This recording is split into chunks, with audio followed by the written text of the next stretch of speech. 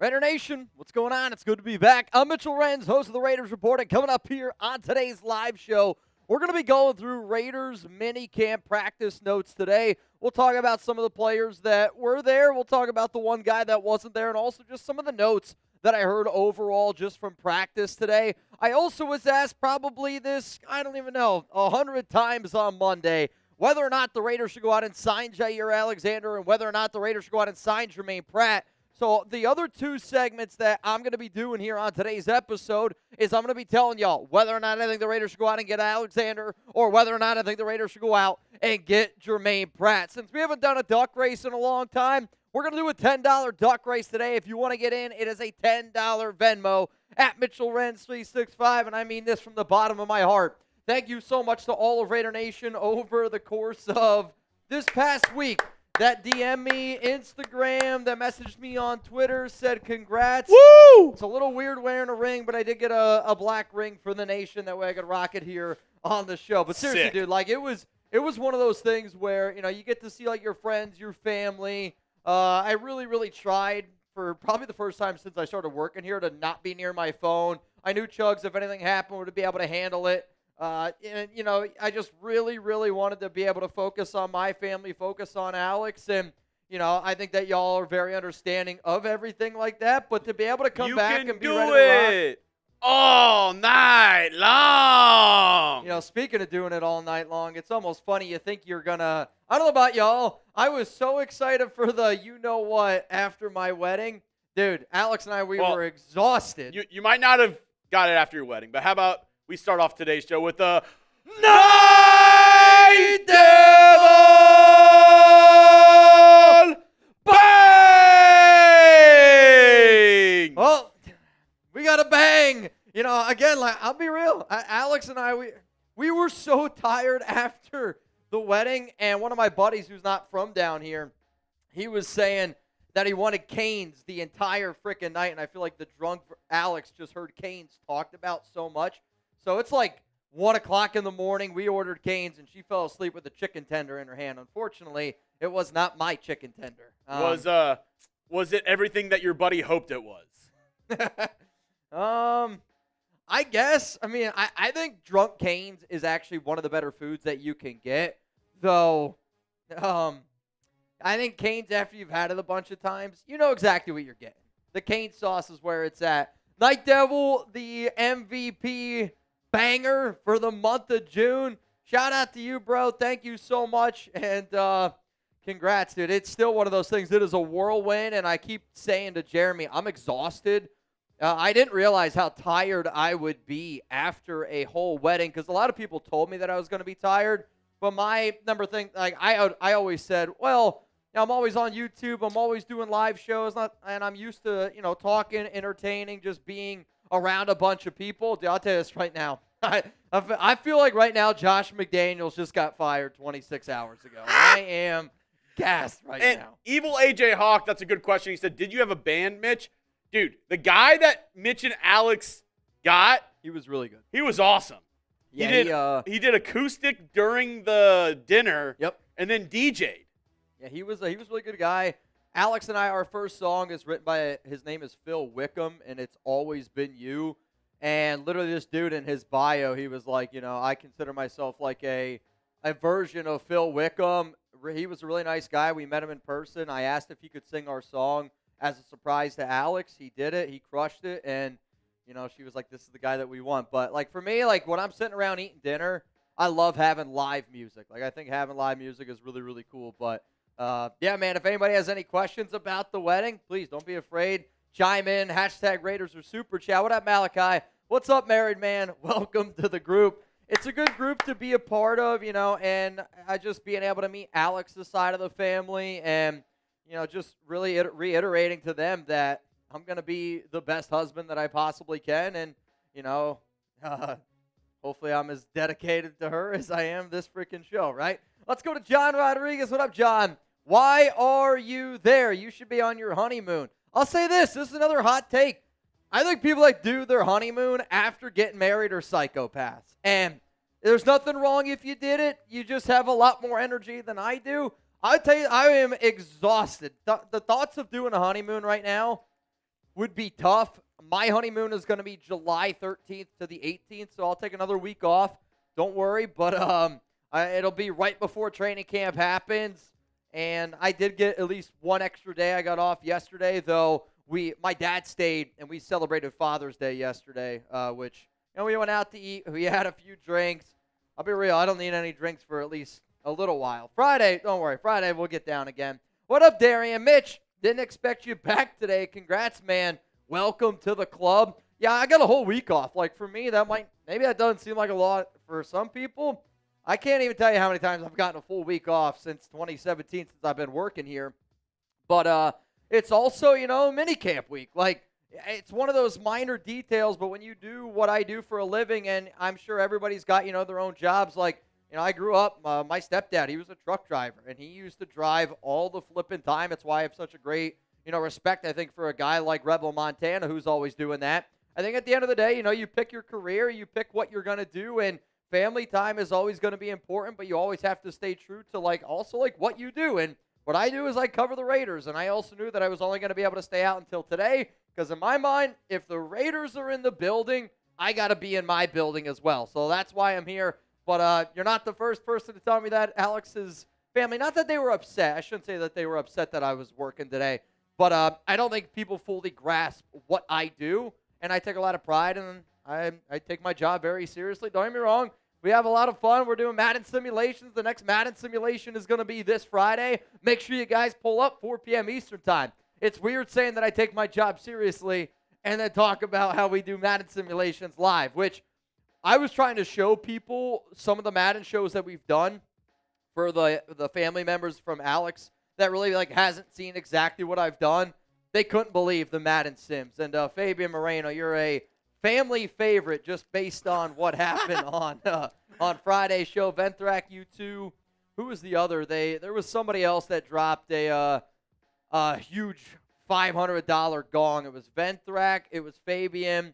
Patrick Roche was one, but we watched the show from Friday, and it was cool to see some of her family members be like, these people are insane. I was like, hey, that's Raider Nation for you, man. Let's go to another one coming in here from Rebel, Montana.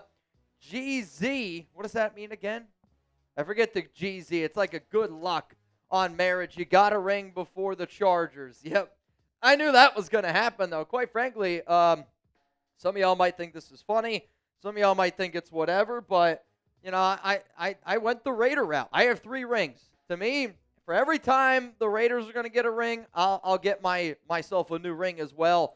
The company that I got these from, they're called Ridge, which actually they're going to be a new sponsor here for Chat Sports. But I got this one, which is like the rubber one. I got another one that's made out of tungsten, I think is the material made out of it. And then I got another one that's like a 2-tone gold and silver looking one, which is I'll call it my fancy ring that I wear out. But the one y'all will always see is this one. So one of the main questions that I got asked over the weekend, and obviously with the breaking news of Jaire Alexander getting released on Monday, had a lot of people go, Mitch, show the Raiders, sign Alexander. And as I made a promise to you guys last week, and I made a promise to my wife, I'm not going to do any Raiders content during the wedding week, but as soon as I get back, let's flip and talk about it. So let's say we're sitting down with Pete Carroll and John Spytek right now. Should the Raiders go out and sign Jaire Alexander? I want you to type S for sign. I want you to type P for pass. And then I'm going to tell you how likely I think that this is going to happen and whether or not I would honestly do it. Because when you hear of a big-name player like Jaire Alexander, let's not get it twisted. When healthy, he's one of the best corners in the National Football League. When motivated, I think he's one of the best corners in the National Football League. But does it make sense to bring in Alexander, somebody who, let's be real, has had some issues off of the field? Is that somebody that you want to bring into this locker room? And that's really what I'm going to hit on. I don't want to give away all the talking points that I'm going to go through here today. But Juan Hernandez says, hey, go out and sign him, right? If you're part of team sign, I would sit up here and go, well, we got the money to do it. If we're not going to go out and extend a Jakobi Meyers, if we're not going to go out and extend a Kolton Miller, let's use that money for something. Maybe you go out and get a Jaire. Because I'll tell you this, if there's one coach, and I say if there's one coach that I think would be able to humble Jaire Alexander, I do think it's somebody along the lines of Pete Carroll, because Jaire's got a big ego, and he probably would admit to that himself. But I do think that Jaire needs a coach like Pete Carroll, somebody who's 73 years old, brings all that fun, brings that compete mentality, but then also can look at him and go, hey, Jaire, you want to be one of the best in the biz? You know how you want this big payday? You come to Las Vegas, you sit down, you learn from me, you learn from Marcus Robinson, and let's make this thing happen, because Jaire Alexander, I do think, could have a career here with Pete Carroll, and I don't know if there's a lot of coaches that can say that. Let's go to White Hat. What up, White Hat? Saw Vinny say we are done in free agency. Man, I think Pratt at least would be a good pickup. Thoughts? Congrats on marriage. May God bless it tenfold. I'll say this, two things. Not that Vinny doesn't, like, maybe Vinny heard something recently, but I also know this. Vincent Bonsignore, about 2 weeks ago, maybe 3 weeks ago, reported that the Raiders are not done in free agency, and he expects them to be active. Like, I just think that when beat reporters from the Raiders put something out there, I don't think that we should look at it as factual. I think that we should just look at it as them giving their opinion, and that's totally fine, right? Like, I give my opinion all the time on this show, and I think people value my opinion because I talk about this team all the time, just like you should value what Vinny has to say. But I don't think just sitting up here going, oh, well, the Raiders aren't going to sign Germaine Pratt, or, oh, the Raiders aren't going to go out and get any free agent because Vinny said that we're done. You know, I've done this job long enough, and I think that there's a lot of Raiders fans that are also smart enough to realize just because of a beat reporter said something, that doesn't mean that it's set in stone. But, you know, I think also this Raiders team is a lot more comfortable with the players that they have on this roster than I think a lot of people outside of the building realize, right? Like, you know, again, we'll talk about Jaire and we'll talk about this cornerback room. But I know this, the Raiders coaching staff is very confident in that cornerback room. Linebacker, that could be a little bit of a different conversation, because I do think that there is sometimes what coaches say, and then there's, you know, what you hear behind the scenes a little bit, and hopefully that's why you subscribe to the Raiders Report, because I think we do a pretty damn good job of giving you some looks behind the curtain. What up, Gunny? What up, fam? Congratulations to you and Alex, my brother. The only thing better are the kids that come from your union. Semper Fi. Hey, tell him Father Tom sent you. I forget what the joke was we made on last Tuesday's show, but it was what, saveahusband.org/donate. I saw it pop up on my show, pop up on YouTube. I'm excited to have some kiddos. We've already talked about some of the names that we'll have, the names that we've had picked out. William for a boy, Sophia for a girl, John Richard. Not going to happen next year. That I can guarantee you. In all honesty, I would say if this is me being real, if somebody said, Mitch, give me a number, more or less, I would say 5.5 years. More or less. Alex and I have kids. More or less 5.5 years. M for more, L for less. Because she's starting to get a little bit more baby fever, which if it was up to me, I mean, shit, we'd be working on it. But she's also a little bit younger than me, and I have to be able to respect that, and which, you know, I feel like I'm very patient. I feel like I'm one of the most patient people out there, which some of y'all might agree with, some of y'all might disagree with, but I am a lot different in person than I am on the show. That's a cold hard fact. What do you got? Look at Jaime Alvarado. Less she's Mexican. Oh, yeah. I mean, Alex, I don't want to say she physically can't get pregnant, but she has something right now that is preventing that. So I blame. I've heard from a lot of people. You just got to look at somebody who's Mexican and they'll get pregnant. Which I looked at Alex a lot over the past weekend. So maybe something ends up happening. Fully pregnant. Evil AJ Hawk, you're going to be very active. Jaime, you got 8? 8 kids. Jaime Alvarado, Sr. You got 3 away from a Raiders defense. Holy cow. It's going to be you against Phillip Rivers soon. That's going to be a hell of a game. All right, y'all, if you want to get in for a duck race, I know we haven't done one in a good week or so. If you want to get in, it's a $10 Venmo at Mitchell Renz 365. Who's going to win the first duck race with me as a married man? It's going to be an interesting one. Married ducks. We got, speaking of some married ducks here, I see Patrick Roche, who is right now third place in our June bang race, behind only Venthrak and Fabian Moreno. I also see my guy Andrew Del Vecchio. That's a hell of a name. You know what that Del Vecchio, what does that remind me? Is that a backyard baseball name, Del Vecchio? I think they were twins. I'm serious. I think that they were twins. LA Crash Dog, you're in. The Night Devil, he's in, of course. And then Mo Chavez, and then I see my dog Charles G.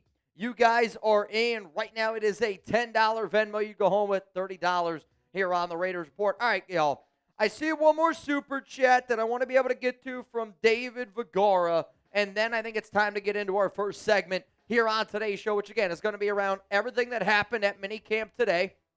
There was also a signing in the AFC West that happened right before we decided to go live, so I'll talk to you guys about that.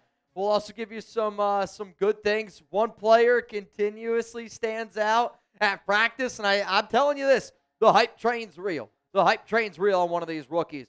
So that's the one we got from Gunny, and then I see the next one coming in from David Vergara, which says, welcome back, congrats, and welcome to the Married Club. Hope you got your drink or drinks on us. Let's go, Raiders. They were a-flowing. Yeah, we had plenty of drinks, and I saw even a few extra people said, congratulations again, even after the show. Chokes had some drinks. I slipped the bartender a 10 to make all mine doubles. Oh yeah? Yeah, it was great. Yeah, that was the smart way to do it. We knew it was going to be hot, so we didn't do like a lot of the typical open bar stuff. We did a lot more beers, we did margaritas, we got wine and stuff, which I was surprised how much Dos Equis I drank on the wedding night. But after sitting out in that frickin' sun, because it was like 95 degrees doing my vows, dude, it was hot. We were talking. It was hot. I've been to weddings before. That was actually Rolly's first wedding as an adult. Oh, really? I don't know if you knew that. Hot. I've been to, obviously with wedding season stuff, I've probably been to, since I've graduated high school, maybe like 9, 10 weddings. Yeah, I'm probably 10, 12, 15. And I'm not just gassing you up because we're live. We all talked about it. The best food I've ever had at a wedding. I appreciate that a lot because I also thought to myself that it was some of the best food I ever had at the wedding. The appetizers, the pork belly, the crab cake crostini, and the tamale. Yeah. I'm not even lying. Yeah, I had 10 tamales. And I know I joked about it. I slipped that dude a 5 to give me some more pork belly. So the pork belly was my calling. That's the one I wanted. If I say pork belly 3 times, Rolly's going to run in here. And then the dinner, I even thought, again, the salmon, I'm not a big salmon fan, but I heard from a few people that the salmon was good. I had the beef. I didn't try the salmon. Oh, the beef was unbelievable. Dude, I cut it with a fork. Oh, basil whipped potatoes. Yeah, again, Alex, she knew the catering company that could hook it all up for us, which was great. Though I was mad because I didn't try any of the gelato. Oh, yeah, I didn't try the gelato. You had some gelato? Crab cake.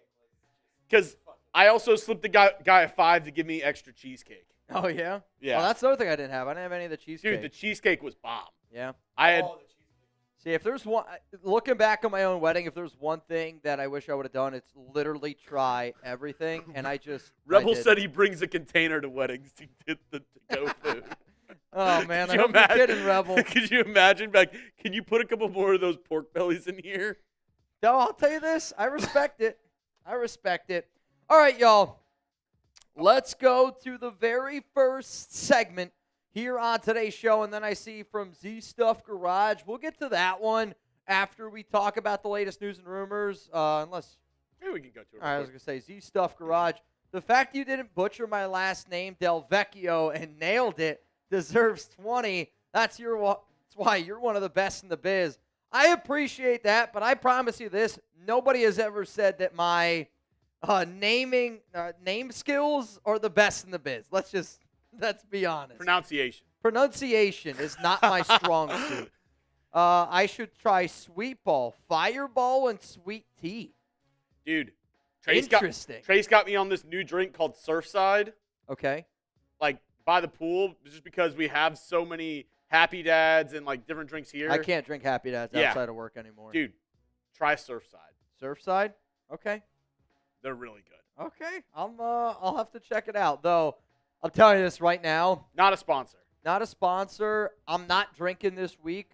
Friday we play what? The Chiefs and Madden. That'll be the next time I have an alcoholic beverage because my dad loves to have a drink. Not to toot my own horn. We were drinking all day. Not to toot my own horn, but that game's a banger. Yeah? Okay. We'll see. I mean, we got the undefeated Raiders, kind of. Undefeated. Going up against potentially the undefeated Chiefs. I don't even know what their record is. But, all right, y'all. Let's talk about practice today. I know this is a Raiders show, and I know a bunch of y'all are like, all right, dude, we've talked enough about you getting married. Let's get into the latest around the silver and black. I hear you loud and clear. Coming up, we're going to talk about news and rumors. Then I'm going to tell you the likelihood that the Raiders sign Alexander and whether or not I would do it. And then at the very end of today's show, should the Raiders go out and get Germaine Pratt? That is all coming up right here, right now on the Raiders Report.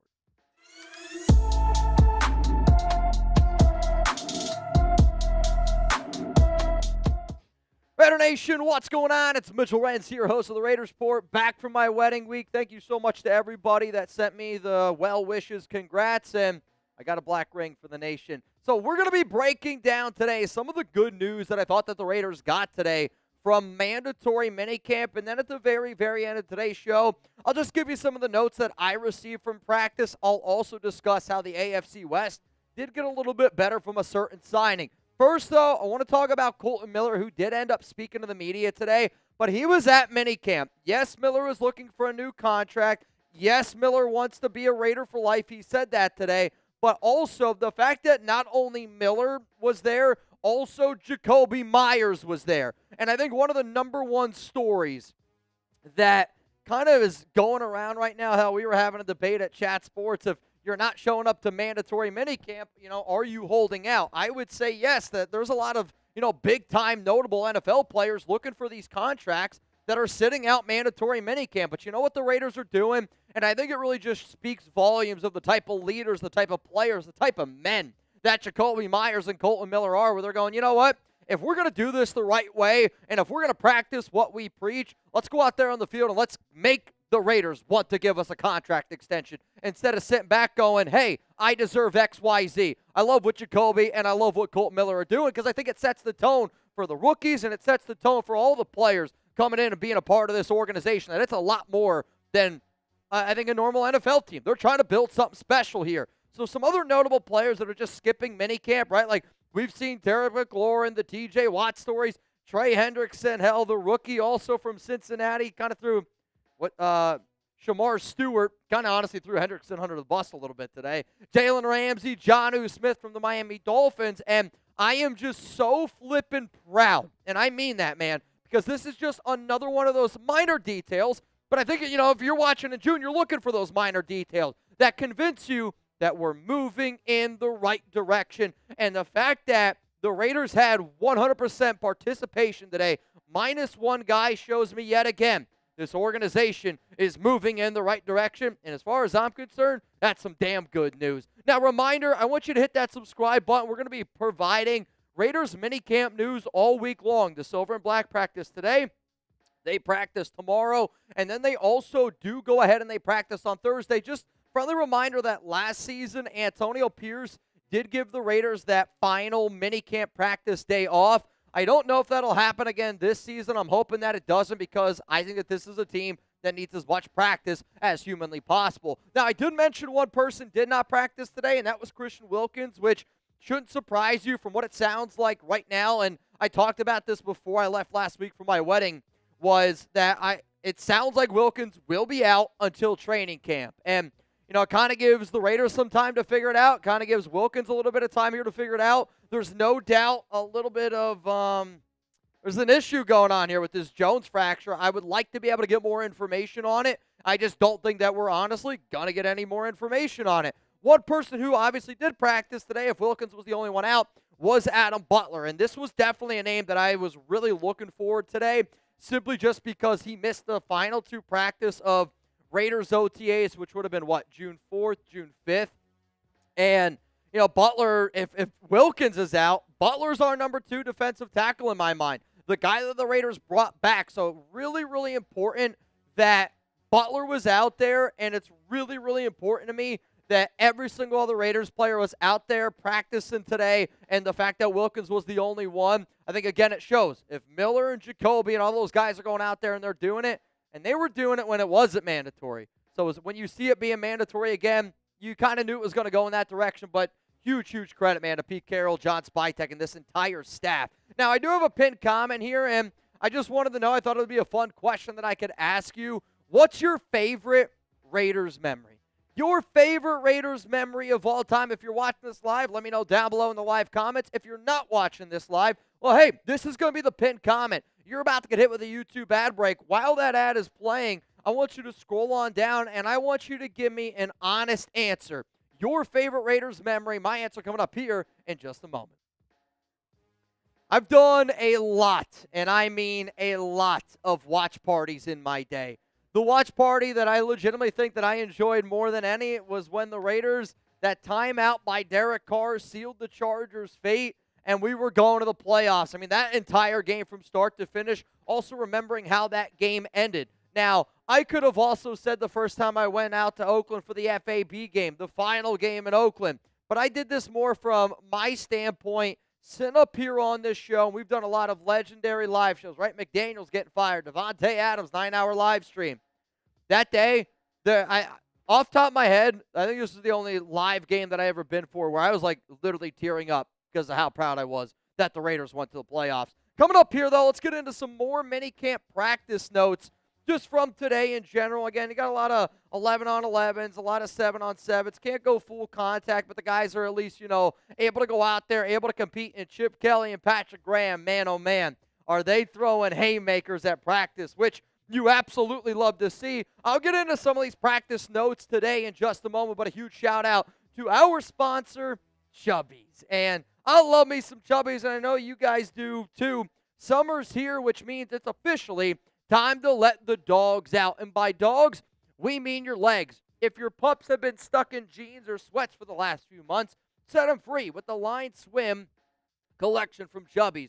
Life's too short for uncomfortable swim trunks. So these babies are set up for all-day comfort with a quick, dry stretch fabric and a built-in liner that actually does its job. No more chafing, no more soggy butt, no more mesh disasters. And Chubby's biggest sale of the year is on, which means $45 bottoms, both shorts and swim trunks, and up to 65% off select gear. It's the perfect time to donate your decade-old shorts and refresh your drawer. Give your legs the summer they deserve. And let's be real. No ad read is complete without a shout-out to the Classic Line swim trunks. They took everything annoying about old swimsuits, like that scratchy mesh liner, and replaced it with a soft, supportive boxer brief liner that keeps you dry, comfortable, and chafe-free. With a quick, dry fabric, 4-way stretch, and great prints that bring the heat. Whether you're jumping in the ocean, napping on the beach chair, or someone ending up on a rooftop bar, these trunks have your back and your thighs. So don't wait. For a limited time, shop Chubby's biggest sale of the year for $45 shorts and up to 65% off select gear. Hit up chubbyshorts.com and grab your favorites before they are gone. Miss the sale? Don't sweat it. Use our exclusive code CHAT for 20% off. Support the show. Let them know that we sent you. And the survey asks, get ready to turn some heads. Summer's here. Dress like it in Chubby's. And for somebody like me, I honestly do try to work out my legs a lot. I know I've had a knee surgery, so my legs aren't quite what they used to be. But I wore Chubbies, in all honesty, twice this week for my wedding, just because it was so stinking hot down here, and it would rain in the morning, and then it'd be nice in the afternoon. When I would take Chuck on a walk, I got to make sure that I don't have horrible ass sweat, especially in front of my friends and family during the wedding. So if you believe it, skies out, thighs out, go to chubbyshorts.com. Those links are going to be available to you all down in the comments and the description of today's show. So let's go through some practice notes that I received today. One of the notes that I got was the linebacker room was, quote, flying today, just like really moving around the football field. And, I don't know about y'all, I kind of thought like, all right, could this linebacker room be a little bit more motivated because of all the rumors around Germaine Pratt? Now, if you're watching this live, I'll talk about Pratt here in a little bit. If you're not watching this live, I will be putting out a Pratt video. My plan is maybe Thursday morning. Obviously, we'll see, depending on what some of the more reports come out. I did get word that the offense struggled in the red zone, so the Raiders very early on in the whole process of practice, offense against defense, really tried to just hone in on their red zone capabilities. And it sounds like the defense won that battle, which credit to the defense, credit to Patrick Graham, but I do really want to see the offense start to convert a little bit more in the red zone because, let's be honest, this has kind of been the Raiders' issue for as long as I can remember. Getting the ball into the red zone, not being able to convert. I want to see the team be able to do a better job. One of the notes that I got today on the defense, you can really see the versatility and you can really see the intensity, not only from the defensive line. I heard the D-line brings it every day. That's what's going to happen when you get Mad Max linebacker room flying around today. But, how's that secondary going to look? How are these players going to look? And another guy that just continues to stand out is Jeremy Chinn. They're using him as a linebacker. They're using him as a safety. I really think that you're looking at somebody that we could be talking about almost like a Marcus Epps. I think he's better than Marcus Epps, but the Raiders name Epps a captain in year one. And I think the mentality that Chinn brings, we mentioned Cam Chancellor before this offseason, before the draft, and one of the players that I really talked about, and I said the best bang for your buck safety the Raiders go out and get is Jeremy Chinn. And he's really showing why that team tried to go out and they tried to get him. Let's also go to the next note that I got, which was the offense did get rolling at the end, which I think what you're seeing very early on in practice is you got one unit on defense that's kind of knows the system a little bit better with Patrick Graham. I don't know if it's as talented as the offensive side, but they just know each other a little bit more and they know the system they're running. Where Chip Kelly, is throwing out a lot of different stuff. Kolton Miller called it dynamic today, and I think that this offense is going to be very dynamic, and it did finally kind of get rolling at the end of practice. So I would still say, based on the people that I talked to, defense won today, but offense at least got going in the right direction a little bit later on. And then the last one is rookies are making an impact, dude. And I'm always going to try to continuously bring up rookies time and time again. And Dante Thornton Jr., there's a lot of smoke around this guy, and he freaking deserves it. From what it sounded like today, he beat two defenders. Geno threw an absolute dime, and he just, manhandled some people. Went down the field, made a touchdown catch, but he's starting to work with some of the ones. The fact that Dante Thornton Jr. is getting a legit run with the ones, I'll continuously say it. It reminds me very similar to when Max Crosby, when he was a fourth rounder, and everything we heard about him, it was just like, this kid's different. And right now it's starting to sound like Dante Thornton Jr. might be a little bit different. Another guy that had a good day today, from what I understood, is Jack Besh. And, Aiden O'Connell threw a beautiful touchdown throw to Besh today, which really helped, I think, get this offense moving for the Silver and Black. I would look at this as a few different ways. I could look at it as, based on what I was told, Dante Thornton Jr. was working a little bit with the ones today, and Thornton was getting some work, which you got to love to see. Besh catching a touchdown ball from Aiden O'Connell. Yes, Besh is working with the ones, but Besh is also obviously working with the number twos. Before we went live, Chugs looked at me and he's like, I wonder if Dante Thornton Jr. steals a little bit from Besh. And quite frankly, not that I don't want to say I hope that happens, but I kind of hope it happens, because if Thornton is going out there and he's taking playing time away from Besh, I think that just goes to show how much Thornton is looking really good, which obviously helps out this offense a lot. Other people that talked to the media today, the Raiders had 4 people speak to the media. First was Tom McMahon. Spoke a lot about Tommy a lot and how he just wants them to be fast. Don't think, go out there, be athletic. He's like, I can't teach speed, but I can at least correct the in-betweens. Did say that him living in Montana and his relationship with Malott got very much overblown. Said that he doesn't even really know him all that well. Also talked about how impressed he was with Darian Porter and how he had 999 special team snaps in college football, which was something that this organization really looked at. Daniel Carlson spoke, and, Carlson joked around a little bit. I would say the most notable thing that Carlson talked about, and when I say talked about, it was briefly discussed by Carlson, but the question got asked was what'd you do with the money that Ashton Jeanty gave you for number 2? And Carlson was like, I might, cars maybe. Really also, honestly, Carlson made it sound like that it was really also blown out of proportion how much money he received for getting that number 2 for Jeanty. Kolton Miller, he spoke to the media today, and, he's just a monster of a human being. Had a smile on his face, said he wanted to be a Raider for life. I think just really preached and predicated how different this rookie class is, but also, preached how important it is for him that, he wants to be the final Oakland Raider between, it's what, Carlson, Max, Kolton, and A.J. Cole, right? I believe those are the final four, Oakland Raiders. But Kolton, I think, just shows, like, it feels different. Pete Carroll's bringing this mentality, a lot of competition. And then the last guy that talked was Jacory and Bennett. And Bennett, the things that I heard from him, he's like, third year with a different head coach, DB coach, thought that, you face some extra challenges along the way. He did say this is the healthiest that he's been. He said it's the first time that both of his shoulders were healthy since playing in college football. He also kind of broke down that he said that there was games where he had like his shoulder popped out like 4 or 5 times in a game. He was dealing with like a torn labrum. So the fact that Bennett feels that he's the healthiest, he also said that he is still the fastest corner on the Raiders, which I love that he said that because a lot of speed in that room. But you could also tell it was a friendly, like, nah, I'm that guy. And if I'm Bennett, he's got to have that type of mentality.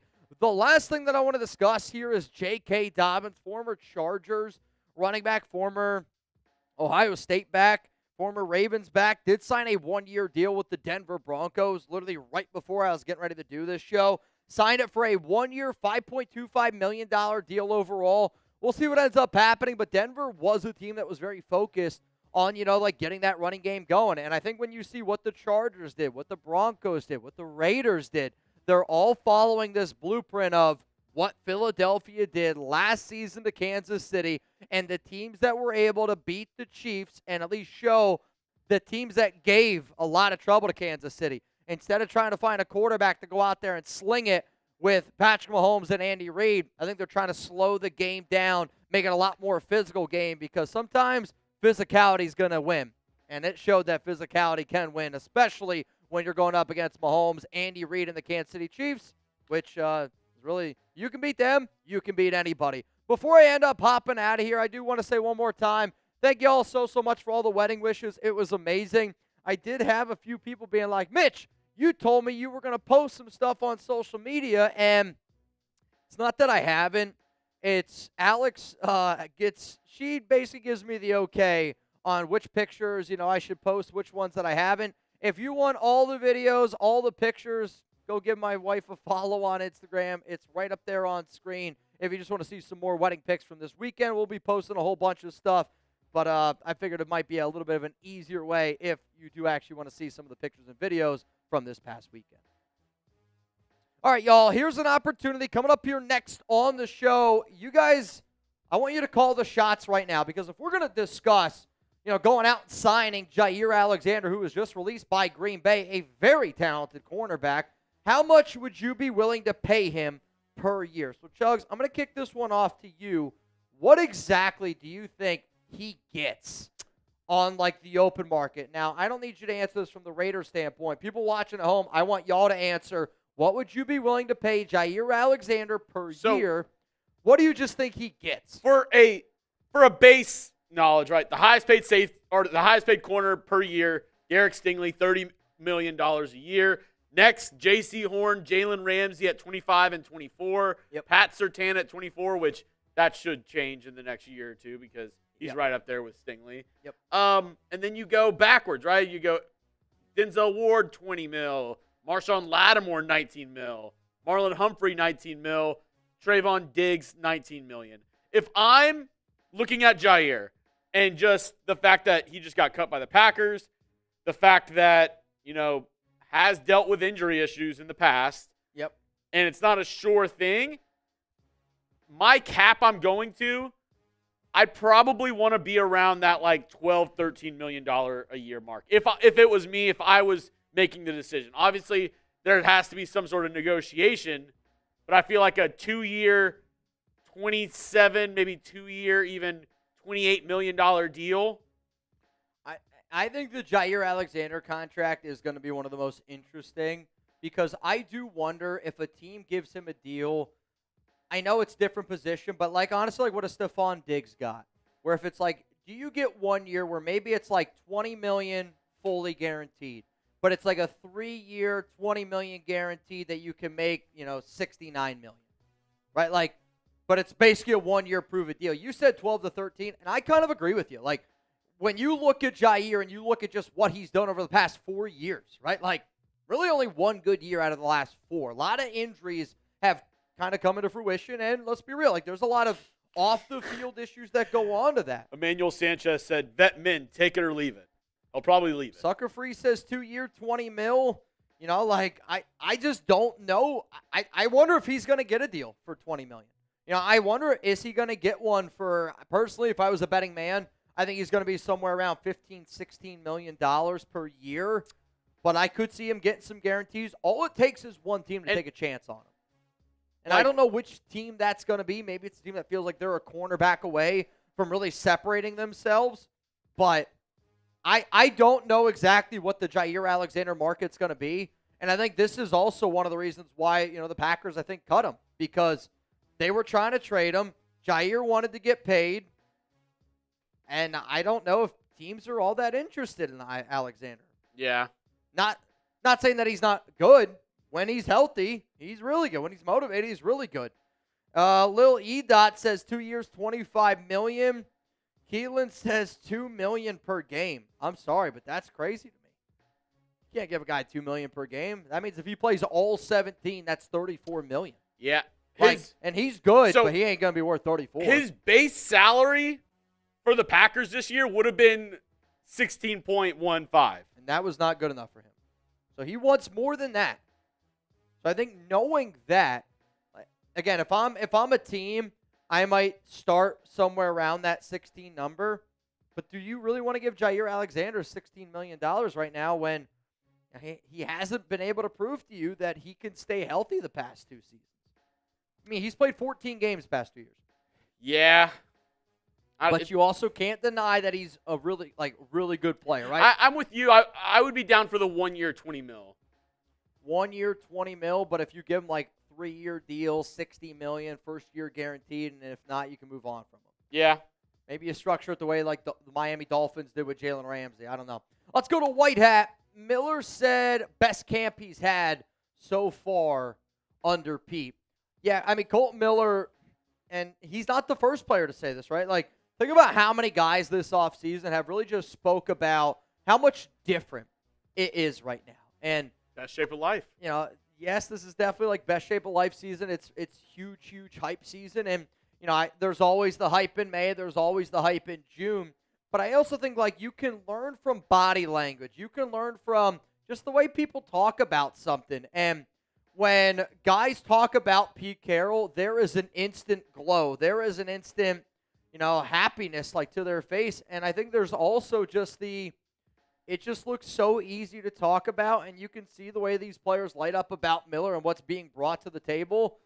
But also at the same time, you know, like, if you're Kolton Miller, you got to think how many first-year NFL head coaches he's had, or guys that were at least out of it for a while. Like, I know Gruden coached before, but he also was out of coaching the NFL for a little. He took over. Then you got a guy like McDaniels, disaster. Antonio Pierce, disaster. You know, a lot of moving parts, if you will. Let's go to Raider Rob, 1969. Is that a Jeanty jersey? I love it. My new 2 pick, get Jaire and Pratt. Congrats on the marriage. All right, how about this question? If you could only get one, and it's kind of what the live, you know, poll is above, which, what would you do? If you could only sign one player, would you go out and get Jaire type J, or would you say, no, I think going out and getting a linebacker and Germaine Pratt is a bigger thing? And if you're watching live, you're going to get my answer to this question here. There's no doubt Jaire Alexander is the better player. No doubt in my mind. But I almost wonder if Germaine Pratt fills a bigger need because Jaire does play outside. Yeah. Corner. What do you guys think? Let me know down below. Jonathan Smith says P for Pratt, J for Jaire from Matthias, Pratt from Raider Rob, Robert Jansen, Carlos Martin. A lot of P's down there. Trey Tucker Glazer. I'll tell you this. I don't know if you have to put number 1. I don't know how many Trey Tucker Glazers there are out there. You'd be surprised. He's like, dude, there's like 10 of us. Why extend Jakobi and draft wide receivers when we already have a top 3 wide receiver in Trey Tucker? I don't even know if Trey Tucker's top 3 wide receiver on his own team. You know, like, I think Tucker is a really good gadget player. Like, if you want to use him in special teams, I think he's a good special teams player. He's a good blocker. He's a good deep threat. I think he just needs to learn how to be a better receiver and catch the football and be a little bit more reliable overall. But we've seen Trey Tucker be great. We've also seen Trey Tucker be the roller coaster ride that he can be. But I think the Raiders are just worried, will Tucker ever be more than just a good athlete? Because he's got to turn into a receiver and not just be a good athlete. So what do you all think here? Should the Raiders go out and get Jaire Alexander? That's going to be the question that we're getting ready to discuss here on the Raiders Report. So the next show that I got coming up is going to be all around Jaire Alexander and how he was just released by the Packers. I'm going to tell you why I think it makes sense, why it doesn't make sense, and then at the very end, I'll give you the percentage chance that the Raiders go out and they get the former Packers corner. You ready to go? Chugs gave me the thumbs up, which means let's rock today. Sponsor is Fanatic Sales, so we're good. Cool. All right, coming up, we'll talk about Jaire Alexander here on the Raiders Report. The number one question that you need to answer from this video, should the Raiders go out and sign Jaire Alexander? Type S for sign, type P for pass. My answer is going to be coming up right here on the Raiders Report.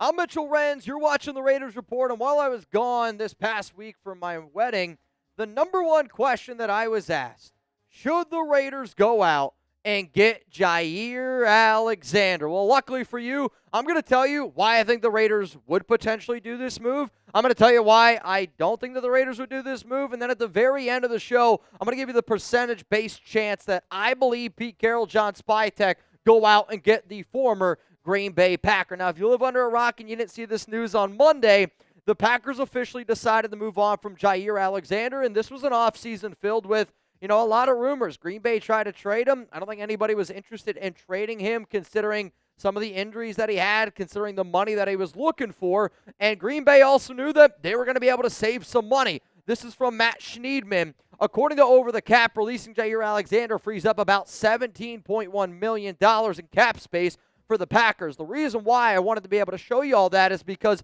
Jaire was looking for about $16.1 million as like what his base salary was for Green Bay, and he wanted that extra payday. Even though he is a phenomenal corner when he's on the field, and I don't think that you can deny that fact, the Packers said, I would actually rather keep $17.1 million instead of giving that money to Jaire Alexander. So if you're a Raiders fan that typed sign, I think you got to think about that number and just think about the overall production that he brings to the table compared to what you're going to have to pay him. Now, getting cut on 6'9", it's not a nice feeling, I guarantee you that. But there's no doubt in my mind that this can be a player that put him in the right system. It could be pretty fun to watch because you look at that 2022 season where he played 16 games, 5 interceptions, 14 PBUs. I mean, this is somebody that has been a two-time all-pro type of player. But due to the injuries, due to some of the off-the-field issues, that's why Green Bay moved on from him, right? Like, we talked about Jack Jones getting cut earlier this offseason by the Raiders, and there was a lot of Raiders fans going, man, I can't believe that happened. In the NFL, if you're a headache and a team doesn't value you or think that you're worth what they're paying, this is another example of they will move on from you. But my number one job when I do this show is I always want to be able to talk about news. I always want to talk about Raiders news, NFL news. But I also know this. I'm not going to be the only guy that talks about whether or not the Raiders should go out and get Jaire Alexander. And I hope people subscribe to this channel for my analysis and for my opinion, because I'll say this, nobody talks about the Raiders more than I do. Maybe last week they did. In general, nobody talks about the Raiders more than I do. So first here, we'll talk about why the Raiders would go out and get Jaire. To me, and I have a lot of hope in Jacorian Bennett. I got a lot of hope in Darian Porter. I hope Eric Stokes, former teammate of Alexander. But I am also a big believer that if you think that you can improve in the NFL, you try to figure out a way to go out there and you figure out a way to improve. And a fully healthy, fully motivated Jaire Alexander, I don't really know if you can debate it or not. I would say he's the best corner on the Las Vegas Raiders if the silver and black were to go out and if they were to be able to get him. And he's somebody that has shown you that he can tackle. He's somebody that has shown you can get after the football. And one of the things that Jakobi Bennett spoke about when he talked to the media on Tuesday was this year it's all about getting after the football and turning those PBUs into some interceptions and taking the ball away. When he's healthy, Alexander can take the ball away, and I don't really think that you can debate that. Let's go to another reason here of why I think that the Raiders could do it. You have the 7th most money in salary cap space, and with $36.8 million, if the Silver and Black want to go out and get Jaire, they have the money to do it. I'll be real. I think that what it would cost is going to be somewhere around $15 million. I also said on our live show that I could see him getting a deal very similar to a deal kind of like Stephon Diggs got. I know it's different positions. Honestly, a deal even like a little bit like what Nate Hobbs got, where it's more of a one-year prove-it deal, right? You give Jaire Alexander a 3-year deal. Let's say you give him $60 million, but it's 1 year, $20 million guaranteed. So really, you're only locking him in for that 1 year. I could see Alexander getting a deal like that. I don't know if it's from the Raiders, but I could see a team going out there and giving him that one. Let's go to the next reason why I think it could happen. Pete Carroll. I know that there's been a lot of issues around Alexander, but if there's one head coach that I think can honestly dish a little bit of slice of humble pie to Jaire, which is something that, the former Green Bay Packers cornerback needs, he needs a slice of humble pie.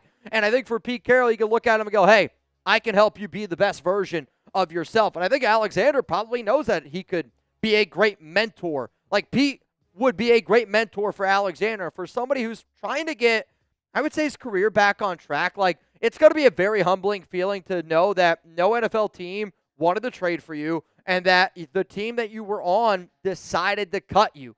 So if I'm looking at the baggage that Alexander's bringing, because there's some baggage, let's put him with Pete Carroll, somebody who's been able to develop corners and somebody who's always been able to get the most out of his guys. Because if you can get the most out of Jaire, he's going to be a good player. So I do think the Raiders for Jaire would actually be a better fit than some of the other NFL teams out there. The final thing I'll talk about is Eric Stokes. And when you talk about this organization, you have to discuss connections. You have to talk about relationships. And the number one connection I would say the Raiders have with Jaire is Stokes, who was a mentor to, or mentoree. What's the one when you're underneath somebody? Jaire was the first corner there in Green Bay. The apprentice? I don't know. But Stokes was learning underneath Alexander, and it was actually very well reported that first year that they were together, they were like always together. They were showing up to charity events together, but they were doing a lot together. And I think if Stokes were to look at that coaching staff and go, I vouch for Jaire Alexander, then maybe the Raiders do it.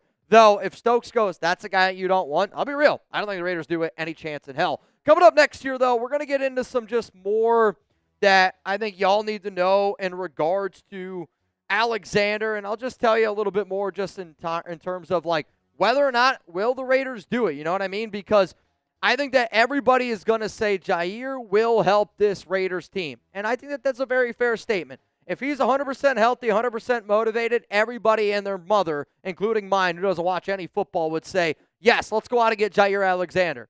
But the unfortunate part is this isn't Madden. We can't turn injuries off, and that has to be discussed when you talk about the Packers corner. I'll get into that here in just a moment, but if you don't know, Father's Day, it's this Sunday. And I actually had dinner with my dad this Monday. He was in town for my wedding, so I already got this taken care of. But if you're sitting there going, holy shit, I didn't get my dad anything for Father's Day, go to chatsports.com/Raiders sale. That link's going to be available to y'all down in the comments, down in the description of today's show. Whether you need a hoodie, whether you need some new golf gear, whether you need some shoes, we have all sorts of stuff. If you're a dad watching this show right now, damn it, get yourself something. I am not really somebody that buys for myself all too often. I'll be real. But when I do buy myself stuff, it's usually Raiders stuff. So if you're kind of in that exact same field, don't be afraid to get yourself some stuff. The sales that they have right now for Father's Day, I'm not kidding you when I say this, are some of the best sales and deals that I've seen.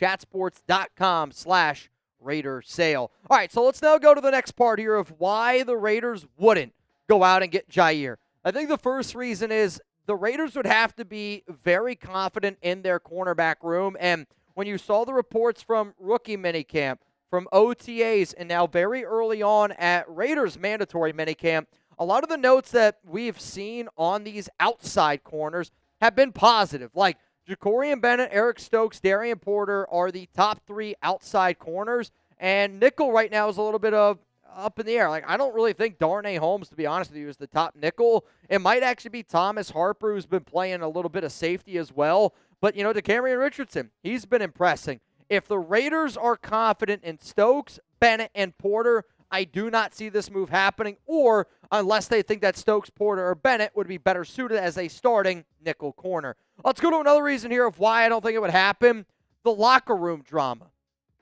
There's no doubt Alexander's talented, but you don't get released by a football team when you are as good as what Jaire is, when you are drafted by that regime as what Jaire is, when you are a team right now that is trying to go out and win their division. They are competing right now for a Super Bowl. I don't care what anybody says. The NFC North is wide open. So imagine a team that corner's like one of their biggest needs. You decide to move on from your best player at that position. It's because of the locker room drama, and there was a lot of locker room drama around Alexander. The other reason here that I would say the Raiders probably won't end up making this move, or just why they wouldn't do it, he can't stay healthy. And if you're going to be Pete Carroll and you're going to preach, hey, man, we got to go out there and we got to compete every single day. Hey, we need guys that are going to be able to show up, show out as often as we can. I know health is something that you can never predict, but you can also look at when a guy's able to stay healthy or not. And Alexander has missed a shit ton of games over the past 4 seasons. And, that's the sample size that I would look at. I would look at the last 4 years. I would look at the last 2 seasons. And it's been a steady trajectory of him missing more and more games the longer his season has gone on. I mean, he was great his first 3 years. Was out there playing, was getting his reps in. In 2021, missed 13 games. In 2022, was able to stay healthy and play. But from 2023, 2024, I mean, y'all, we're talking about over the past 4 seasons, 34 games missed the last 4 years. That is a ridiculous amount of games. I mean, we're talking about an average of 8 games per season. For a dude that wants to make the amount of money that he's making, that's a tough pill to swallow, I think, for any organization, especially with an organization that, doesn't really truly know this guy from top to bottom, on top of the fact that there is locker room drama, on top of the fact that the Raiders are confident in their cornerback room. Let's keep it moving here on the Raiders report of why the Raiders wouldn't go out and sign Jaire. It's been very well documented that he is a selfish player. And when you're bringing in team captains, when you're bringing in players that it's all about the team, and you've heard players talk about it, coaches talk about it. Kolton Miller spoke about it, on Tuesday, that Pete's not only out there coaching up the players and getting them to go out there and compete, he's also teaching the coaches of what he wants them to do. And one of the number one things that this team wants is they want that team atmosphere. They don't want one guy that thinks that he's better than everybody else. They don't want one guy that thinks that he's bigger than the team. And I know that because you got guys like Kolton Miller, Jakobi Meyers who are showing up to non-mandatory things, guys that want contract extensions, and they're showing up.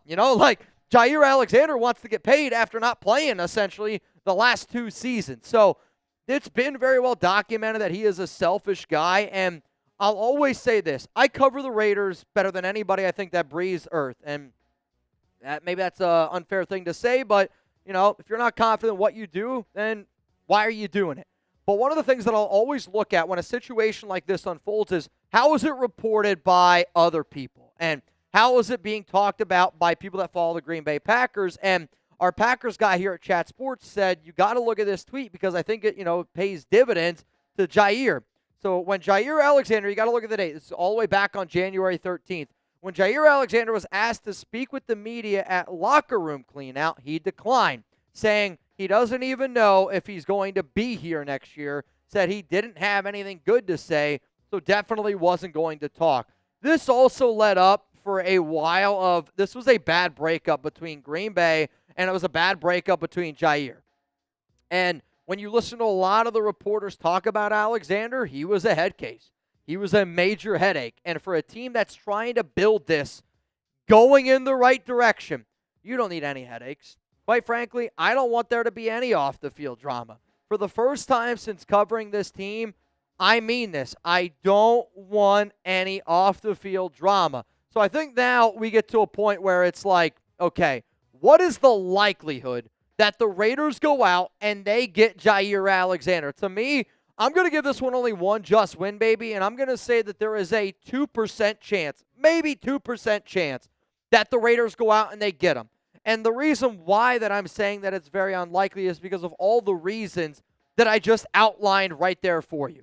If a team is willing to move on from Jaire Alexander, that probably means that there was a lot of other shit going down because he's way too talented to be cut. We all know that. But I also am just talking about this from a Raiders standpoint because I believe other teams will pay him more.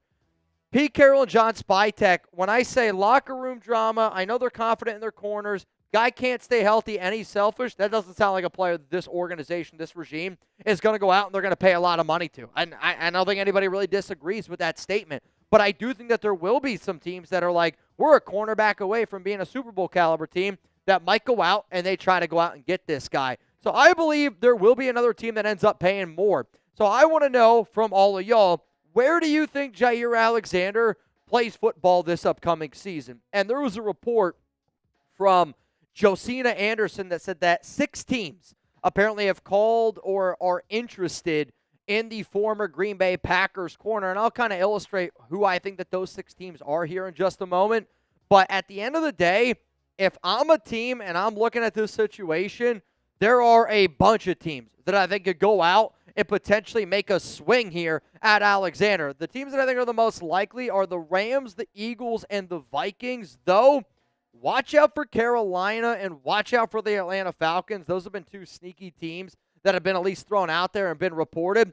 Do I think that the Raiders should at least pick up the phone and give Jaire a call? Yeah, absolutely. Like, if you don't pick up the phone and call a player that is as talented as what Alexander is, then I don't think that you're just doing the right things as an organization.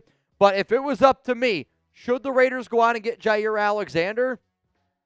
I'm going to say no. Like, I don't want the Raiders to go out and do it. Now, if they did it, would I be upset? Absolutely not. If the Raiders went out and did it, I would sit up here and I'd go, that means Pete Carroll is confident that he can make the most out of Jaire Alexander. And if Pete Carroll is confident in his ability, well, then guess what? I'm going to be confident in his ability as well. I just think that you could allocate money by paying Kolton, allocate money by paying Jakobi, and you could go out and do other things, find other moves that make your team better. Not that Jaire wouldn't do it, but I also think the Raiders are a lot more confident in their outside corners, which is why I think it's very unlikely that the Raiders go out and sign Jaire Alexander.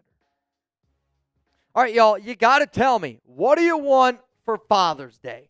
Number one thing, what are you looking for Father's Day? It is this Sunday, June 5th. What are we thinking about here? Robert said 0.69% chance that the Raiders go out and get him. So what, even less than a 1% chance? Is that what you're saying? Because I'll tell you this. I would be shocked if the Raiders did it. I really, truly would be. But at the same time, as careful as what this organization is, if the Raiders did it, my mind would go, they must know that he's 100% healthy. Or just because of how careful they've been, they have to know something that I don't know. That's how I think. All right, what do we got here? Roger says, I want some Raiders gear. King Shaw of John Cena for Father's Day. Honestly, I don't know if I would want that. And his name's John Cena. I feel like if you're seeing John Cena, you don't got too many days left. Let's be honest. That skit is an unbelievable skit. But Anthony Green, congrats on the wedding, Mitch. Dude, thank you so much, bro. I really appreciate that. Thank you so much. If anybody is trying to get in for the duck race, as soon as I saw Anthony Green's name, I was like, I guarantee you my guy's trying to get in. I guarantee you he's trying to get in. Yoda says a back rub might be nice. Rebel wants Marshall Green. I might be able to arrange. I'll tell you this. Out of everything that has been said so far, that might be the easiest one. Really? Well I guess. What do you want? I feel like that might be the most difficult. Well, I was thinking of like we just get Marshall to say hi, but I guess that could be like. If he wanted Marshall to be there, though. Yeah, that would be tough. Yeah. That would be tough. Get him on a plane. Oh, yeah. We're not going to do that. Never mind. Raider Tone, what's up, brother? Reunite Mike Hilton and Germaine Pratt. Congratulations on the wedding, Raiders. I mean, you can essentially sign both these guys for maybe this price that Jaire Alexander goes for. Yeah. Yes. I bet you actually might even be cheaper. You get both of these guys who have been teammates for cheaper than what Jaire Alexander would go for. Does anybody, when you think of Germaine Pratt, what play do you think of? Is there a certain play that comes to your mind?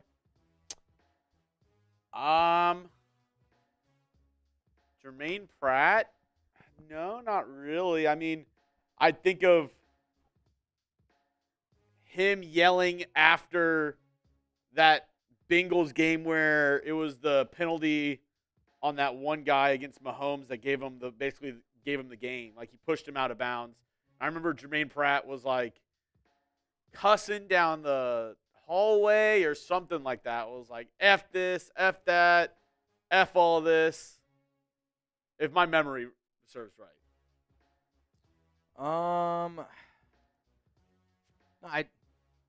The play I remember is Germaine Pratt. I don't know if it was like to end the game. I feel like it was really late in the game. Maybe it was to seal it. Germaine Pratt had a pick against the Raiders in that playoff game. And that playoff game, obviously, I forget what the score ended. It was a super close game. Oh, yeah. But Germaine, I remember he had an interception in that game. And I believe it was late against DC. What happened was, and this is where it's like, this is where I was like, I don't know if this is the best teammate kind of guy with Pratt.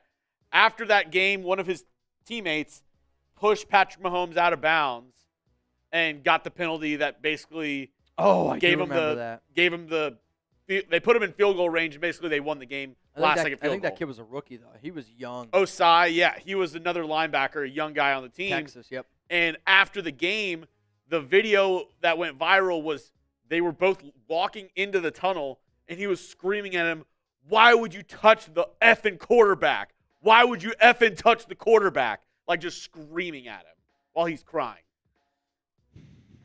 I mean, yeah, you probably don't want to do that, but also if you're Germaine Pratt, you're like, I'm 30 years old probably at that time, 29 years old. Not sure if you'll ever get back to a position like that. Yeah. I mean, especially because they already lost the Super Bowl, a few years before that. Yeah, that's tough, man. That's tough. What up, Jersey boy? Too many headaches with Jaire, but I am all in on signing Pratt. He will lay the smackdown with the Landon and Devin. Well, luckily for you, Jersey boy, that is the next segment that we got coming up here on today's show. Whether or not I think the Raiders should go out and get Germaine Pratt. And before we do, though, after that segment, we will be doing our duck race. $10 to enter at Mitchell Renz 365. All right, so right now the names that I got in here are Richard Kelly, you're new, Jonathan Smith, Richard Engel, Victor Lobos. What up, Vic? I got Rafael Murillo. I see Roger Canales. Matt Faluhi says, Mitch, I need a bunch of them. Though, Fluhi, it just autocorrected your name to something insane. It begins with an F.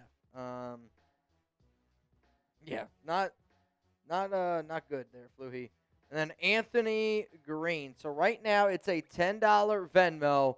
You'd go home with $85 here on today's live show. Not too shabby. Appreciate all y'all tuning in. We do have 520 people here in the building.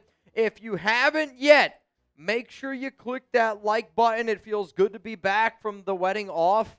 I really, really tried to not do anything work for the past week, and I hope that you guys understand. I hope you appreciate, what we bring to the table. But I was really excited to be able to do this live show because I wanted to talk about Jaire, and I couldn't wait to talk about Germaine Pratt because I know linebacker is a position that still concerns a lot of Raiders fans. So coming up here, I'm going to tell you why it's going to look very similar to the show we just did with Jaire, and I'm going to tell you what I would do because I think when it comes to Pratt, it's a lot more realistic than Jaire Alexander, and I think everybody that's watching right now knows that if you were to tell me which one's more realistic, Alexander or Germaine, I think 9 out of 10 people are going to say Germaine, and that's what we're going to discuss here. So coming up, let's talk about Germaine Pratt and whether or not the Raiders should go out and get him. Also, after this segment, we will do a duck race, which, again, right now that I am seeing at Rustin Long, you're in Richard Black. you're in. It is a $10 Venmo for a chance to go home with $95 here on today's live stream. You ready to rock, my man Chugs? Chugs is ready to go. I hope y'all are ready to go. Coming up, let's talk about Germaine Pratt here on the Raiders Report. Coming up today here on the Raiders Report, should the Las Vegas Raiders go out and sign former Bengals linebacker Germaine Pratt? I'm going to give you my answer. I'm going to tell you why they should do it. I'm going to tell you why the Raiders shouldn't do it. And then at the very, very end of today's show, I'm going to tell you whether or not I would do it if I was John Spytek and Pete Carroll. The number one question, though, I got to ask everyone who's tuning into the show, give me a yes, give me a no. Should the Raiders go out and sign Germaine Pratt? I know it's probably a lot more likely that this is a possibility compared to somebody like a Jaire Alexander. If you want to hear me talk about Jaire Alexander, go check out the video that I did earlier, depending on when you watch this show. But please, go check it out. If you did not see the news, this ended up going down on Monday. I'm talking about it today just because, again, I was gone all week from my wedding, so hopefully y'all understand that. But the Bengals, they decided to move on from Germaine Pratt. Pratt ranked in the top 10 in the NFL last season in tackles, was a team captain, and now he's going to go out there and hit the open market. When you have a name along the lines of Pratt, who's somebody who was cut again on June 9th, not very nice, but he had 143 tackles, 5 tackles for loss. This is somebody that has proven to be a reliable starting linebacker in the National Football League. So when you got reliable starters that are out there on the open market, and then there's a position that scares a lot of people, let's be real, the linebacker position is one that scares a lot of Raiders fans right now. There's a lot of people going, well, let's go out, let's go get them, and let's upgrade. And because I know that there's so many people that ask me this question, because I know there's so many Raiders fans wondering, does it make sense, does it not make sense? It's exactly why I wanted to do today's show. So I'll first start off here saying why I think the Raiders would go out and get them. It's a weak linebacker room here for Las Vegas. Like, I want Eichenberg to be great. I want Amari Gaynor to be great. Hell, I want Devin White to prove me wrong. I want Jalen Smith to look like the way he did for Notre Dame. I want Landon Roberts to look amazing. There's a lot of I wants and I'm hopings in there. I'll be real, though. I do actually think that Germaine Pratt would be the best linebacker on this team, not named Landon Roberts. And based on a lot of the reports that are coming out from mandatory minicamp right now, it sounds like Roberts is the only one that is a lock to be a starter. And if you're the Raiders and you know that, why not try to go out and get somebody that I don't really think is going to cost you a lot? Because to me, he's better than most of the people that are either pictured or have their name there. Other reason of why I could see it happening is you have the money to do it. $36.8 million, 7th most in terms of salary cap space, and there's a lot of young players on this squad. And for the Raiders, like, to me, what if they are trying to build an older linebacker room, right? Jalen Smith's 29. You got a guy in Devin White. He's up there in age, probably about 30. Then you got a Landon Roberts. He's right around 30 years old. Yes, you got a lot of unknown and a lot of, prove-it dudes. But for a guy like Pratt, it sounded like it was just a bad fit overall in Cincinnati. New defensive coordinator for the first time in his career. He's not going to have Lou A., who is right now with the Indianapolis Colts. But overall, Germaine Pratt does make your linebacker room better. So you have the money to do it. I think for those two reasons alone, the Raiders, you at least got to consider it. If the Silver and Black do go out and they sign any player, especially a guy like Pratt, if they sign Pratt, I would actually go live. So I hope that you hit that subscribe button. Hopefully you got those notifications turned on. It's an absolutely free show, and you will become a smarter Raiders fan by watching the Raiders Report. Let's go to another reason here of why I could see this team doing it. He was a team captain in 2024. The Raiders have proven to you that if you put team first and you're a team first mentality guy, that's exactly the type of player they're trying to add here to this room. 9 out of the 11 players that this regime drafted this past season was at least a team captain in college football. Then you go out and you look at a lot of the players they brought in free agency. Guys that love football, guys that are leaders, and that's what Pratt is. The final thing here is you got to talk about connection. And because there's no coaching connection, because Pratt's been with the Cincinnati Bengals his entire career, I went and I looked at college. So he was teammates with Jakobi Meyers, and he was teammates with A.J. Cole at NC State. Two players that I would say are very highly valued by the Las Vegas Raiders, and I wonder if Jakobi and Cole had kind things to say about Pratt.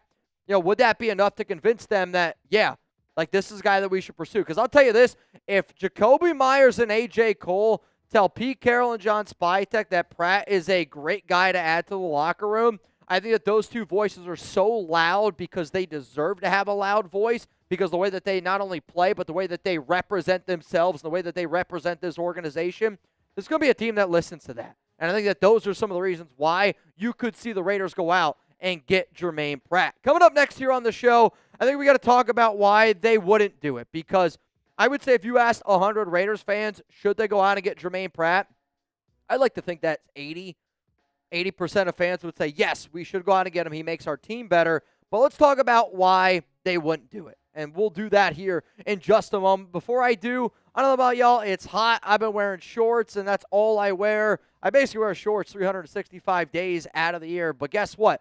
Biggest sale of the year is happening over at Chubby's. Summer's here, which means it's officially time to let the dogs out. And by dogs, we mean your legs. If your pups have been stuck in jeans or sweats for the last few months, set them free with the Line Swim collection from Chubby's. Life's too short for uncomfortable swim trunks, so these babies are set up for all-day comfort with a quick dry stretch fabric and a built-in liner that actually does its job. No more chafing, no more soggy butt, no more mesh disasters. And Chubby's biggest sale of the year is on, which means $45 bottoms, both shorts and swim trunks, and up to 65% off select gear. It's the perfect time to donate your decade-old shorts and refresh your drawer. Give your legs the summer they deserve. Comfy, casual, built for life. The Chubby's original stretch shorts can give your legs the love they need. Available in long, short, and waist short. They come with a relaxed fit, elastic waistband, no fuss design. These are the kind of shorts you'll forget when you're wearing until you get an onslaught of high fives and compliments. So don't wait. For a limited time, shop Chubby's biggest sale of the year for $45 shorts and up to 65% off select gear. Hit up chubbyshorts.com. Grab your favorites before they're gone. Miss the sale? Don't sweat it. Use our exclusive code CHAT, that is CHAT, for 20% off. Support the show. Let them know that we sent you when the survey asks, and get ready to turn some heads. Summer's here. Dress like it with Chubby's. I have used Chubby shorts for a long time. I use them during my wedding week, and if they're good enough for my wedding week, I think they're good enough for you just about any day. All right, let's go to the next here, why the Raiders wouldn't go out and sign Germaine Pratt. First reason to me, if the Raiders said, no, we're not interested in Pratt, we're not going to do it, I would say that they believe in Landon Roberts, they believe in Devin White, and they believe in a guy like Jalen Smith maybe a lot more than what we realize, because to me, if you're going to bring in Pratt, you're looking for that reliable veteran that can help out some of those young linebackers. Speaking of the young linebackers, there's a part of me that goes, because, they've used words like resurgence before for Devin White, because Roberts was such a high priority for them this offseason, do you just let your young linebackers cook, right? Like Tommy Eichenberg, based on reports, has looked pretty damn good in his second year out of Ohio State. You got a guy like Cody Lindenberg, who has been impressing so far this offseason during OTAs, during rookie minicamp. Have obviously only one day of minicamp at the time that I'm making this video, so I haven't heard too much more about Lindenberg. That's been somebody. Amari Gainer's been going out there and showing out. So if you're the Raiders, do you go, are we going to add another veteran to this group, which is going to prevent some of these young linebackers from developing? If they say no on Pratt, I would say that they want to let the young linebackers cook. Let's go to another reason here of why they wouldn't do it. Other priorities. Because you have $36 million in salary cap, and not that Pratt's going to cost a lot. Quite frankly, I think he's probably going to get like $3.5, $4.5, $5 million. Maybe a team decides to give him a little bit more per year. But if you're the Raiders, do you just say, I'd rather go out and give an extension to Jakobi, I'd rather go out and give an extension to Kolton Miller, or is there another player on the open market? I don't know, maybe Jaire Alexander, right? Like maybe it's Jalen Ramsey, whoever the hell it is, and you're like, that's the guy I want to go out and I want to try to get. That would be other priorities. The final reason, and I actually think that this is the most important reason, and again, at the time that I am filming this video, it is June 10th. I am live. If it was up to me, and you've already seen Germaine Pratt play as much as you have, I would say let your linebackers do what they need to do in minicamp, and I get it, small sample size, 3 days, June 10th, June 11th, June 12th. I would go, let's wait and see what we have in these young linebackers. Let's wait and see what we have in our reliable veterans. And if we already have a good linebacker room, which based on the reports that I got on Tuesday, the linebackers are flying around the football field. Maybe they knew that some jobs were potentially on the line. But I would say if they didn't sign Pratt, it's because they're going with the let's wait and see approach between minicamp this offseason, and if he's still available for training camp and we don't love our linebacker room, then maybe that's when we go out and we decide to do it. So probably the reason why y'all tune into the show. Will the Raiders go out and will they get Germaine Pratt? Most people will probably say yes, they should do it. But does that mean that Pete Carroll and John Spytek are going to do it? Well, we'll talk about this in just a moment. But I do have a question for all of y'all, and I was asked this multiple times this weekend. It was more of like, who's your favorite Raiders player at this position? And I was asked because a lot of my family, knows that I didn't grow up a Raiders fan. A lot of my family knows that I grew up watching fantasy football, and like fantasy football is my first love. So I figured I would ask y'all this question. Who is your favorite Raiders linebacker of all time? All time. And I don't think that there's a wrong answer. Like for me, here are my favorite Raiders linebackers, and I'll explain why.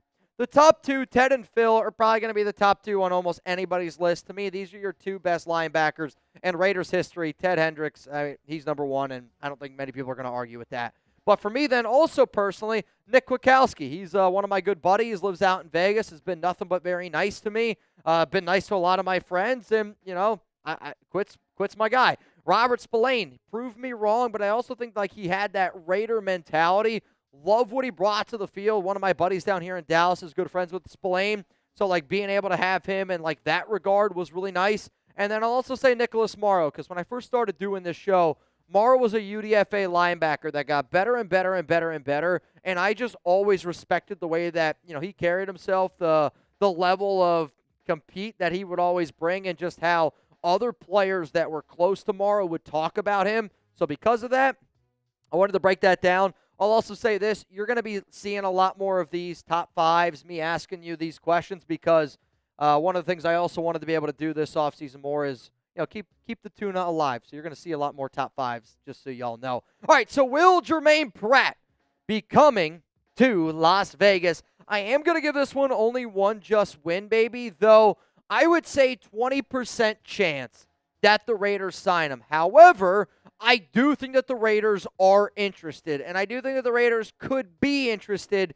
in going out and getting him. Like, how many just win babies on the Raiders being interested?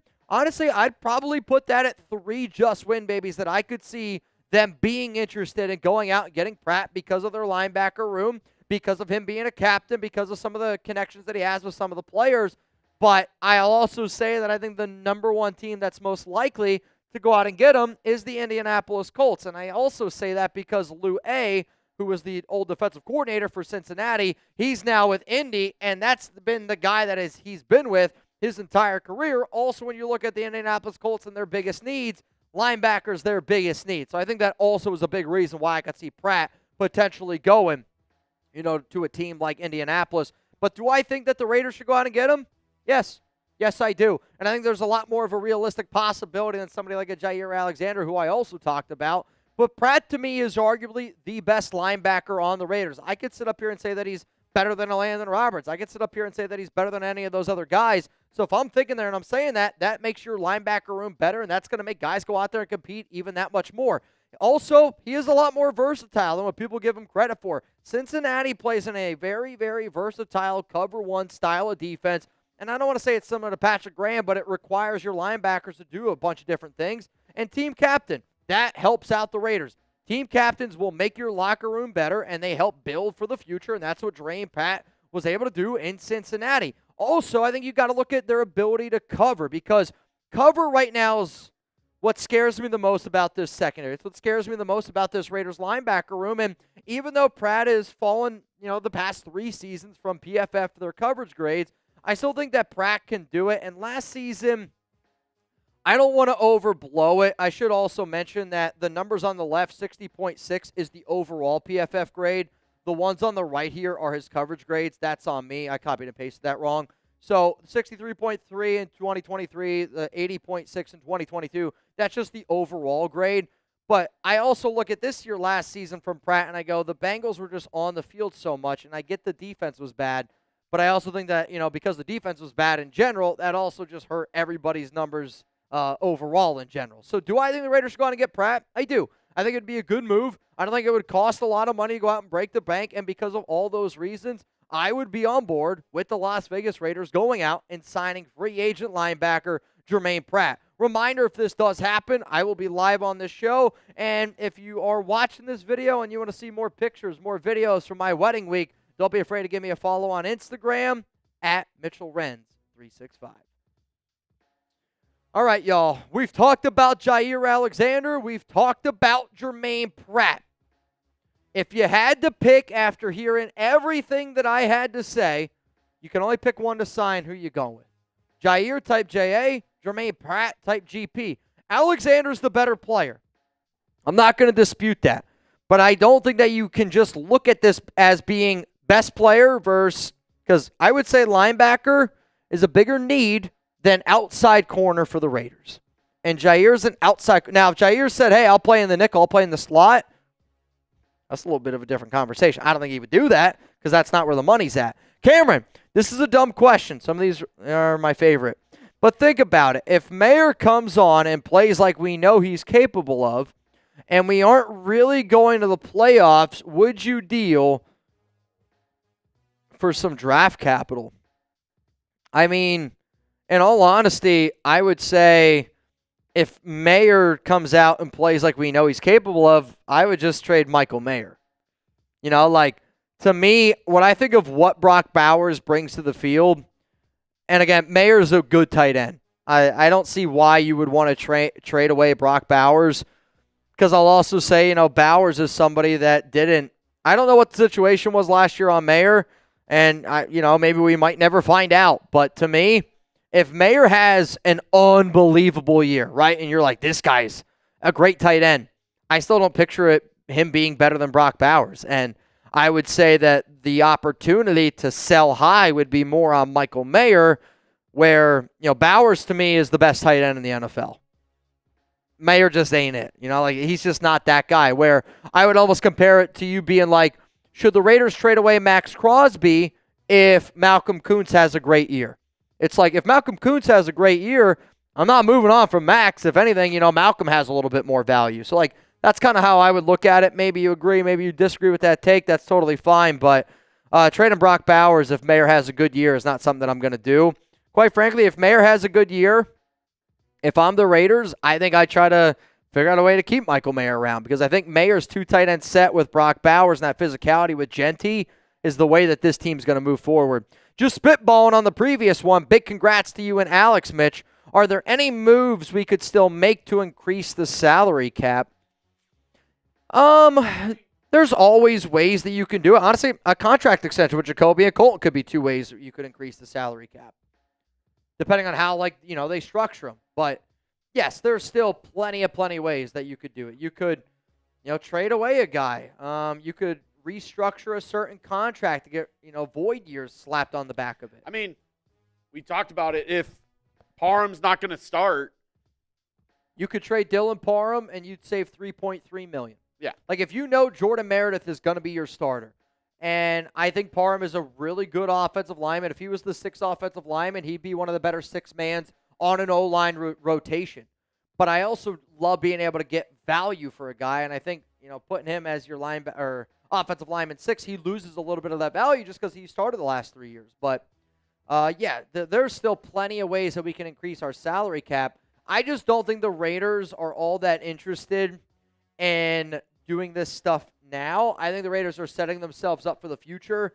And actually, one of the videos that I did before my wedding was I said that Al Davis would be proud of this Raiders organization. It's that video, and I just really illustrate some of the moves that the Raiders are making for the future that show you that this team is moving in the right direction.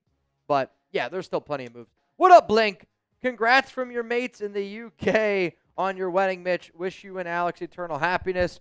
Can't wait for the Cowboys game. I plan to make that game in Vegas. I really, really hoping that Chugs and I are able to get out there for that week, dude, because that's one that I know is going to be electric. I'm going to try to get Alex's family out there. Obviously, I gotta make sure everything is straight away first for Chugs and I. Chugs and I don't want to. I'd say 3 just win babies that will be out there, but I would love to also to be able to bring out Danny and Alex. Though Vegas is a crazy place, man. It's a crazy place. Yeah. I know. We were just talking about it. If you're in Vegas, be responsible, please. No, here's the real question. Have you told Alex about us? About Raider Nation? I heard you banging with them. I think if Alex doesn't know about y'all, then she's literally lives underneath a rock. I mean, and I'm not capping here. And maybe this is revealing too much. But the Raiders got a shout out in Alex's vows. They were in her vows. They did get a shout out. And I think Alex knows what makes me happy, right? And I think at the end of the day, everybody wants their significant other to be happy. At the end of the day, you want your wife to be happy, you want your husband to be happy. And Alex knows when the Raiders win, it makes me happy. And yes, the Raiders did get a shout out. And her dad, who was actually the one that married us, the officiant, he's a big Cowboys fan. So when Alex gave a shout out to the Raiders, she also threw a joke in there. And her dad's name is John. He laughed a little too hard at that joke. He laughed. It was a cackle. I was going to say, it was an out loud audible. Because he's also hooked up to the mic so he can hear. So when you laugh a little bit, it was just clearly he laughed. It was a really cool moment, in all honesty. But I'm going to hang on to that one. I'm going to hang on to that one. All right, y'all. Reminder, if you want to get in for the duck race, it is a $10 Venmo at Mitchell Renz 365. Right now, you'd have the opportunity to go home with, let me see. Last time I checked was $95 here on the Raiders board. I'm going to refresh my phone. I do see a few extra people that are getting in. Richard, you, sir, are in. I see Amy. You are in. Ron Raspberry, you are in. So it is a $10 Venmo right now for a chance to go home with $110 here on the Raiders Report. All right, Chugs. So here's what we're going to do. We got 500 people here in the building. If you want to get in for the duck race, now's your last chance to do it. If you want to sit up here and ask me some questions, hashtag Raiders, or you can super chat, unless you want to skip the line. But I'm all y'all's until we don't have any more questions. Once the questions stop flowing, then I'll end up hopping on out of here. But at the end of the day, I want y'all to run this ship just like I try to run this ship. And it's really important that, the questions keep it flowing. So, all right, Chugs, I'm going to send you. What a question from Cameron. Uh-oh. I'll just send you this doc. That way you can just copy them on your own for the duck race. Unless, though, I'll just send it to TV. I don't know if you still had the doc. Oh, is it the bang? Yep. It's the bang doc. Oh, because I did want to say, ow. It is the bang, which actually, speaking of the bang doc, we got Fabian Moreno. He's in first place.